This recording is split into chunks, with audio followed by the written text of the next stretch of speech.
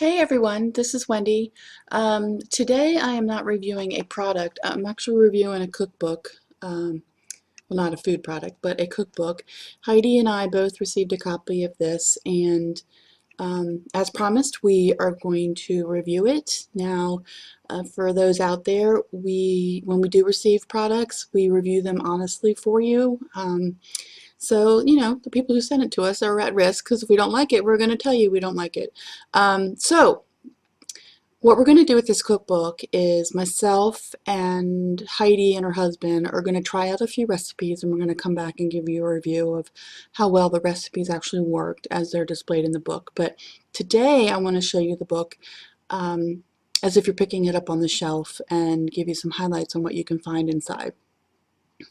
First of all, it's a pretty thin book, but the reason I like that is it will open up nicely, and you can work with it on your counter. So it stays open.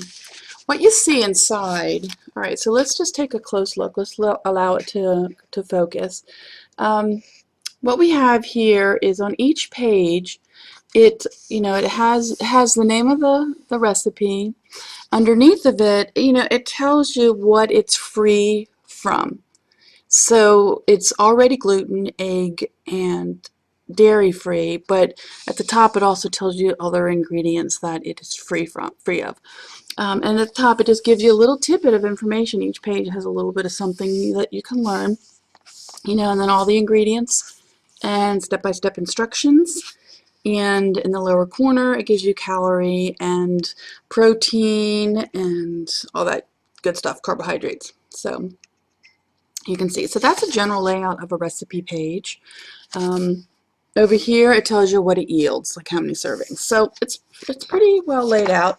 The front of the book, we got the typical acknowledgments and such, but if you go a few pages in, it's really quite a good educational piece for those of you who are just new to the gluten-free world and the dairy-free and the egg-free and all that stuff. So, it helps you learn how to read labels and how to avoid cross-contamination and how to read recipes, and talks a little bit about being vegetarian and how to do that, because the book is really focused on gluten-free and being a vegetarian.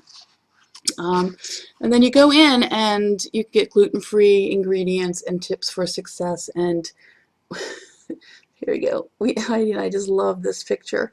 But this is the feel throughout the whole book. It's fun-hearted and but has good information that you can really depend on. So it talks about ingredients and like, what the heck is xanthan gum? Yeah, we'll find that a lot throughout the gluten-free world. Different flours, what to do, tips and techniques instead of eggs. It has how to substitute eggs in other recipes. So if you have a recipe that's not in this book, but a regular cookbook, and you have an egg in there and you want to replace the egg with something else. And then what I like here is it tells you what you should have in your gluten-free vegan pantry. This comes in handy if you're new to the gluten-free world, because you just don't know what you need in your pantry in order to cook. And I like that. It even gets into like kitchen equipment and such. So it really is a good starter for that. So while it says the allergy-free cook bakes bread, it's a lot of sweet breads, like banana breads and stuff like that. So it's definitely like biscuits and pumpkin maple biscuits. It's just got some creative stuff in there. So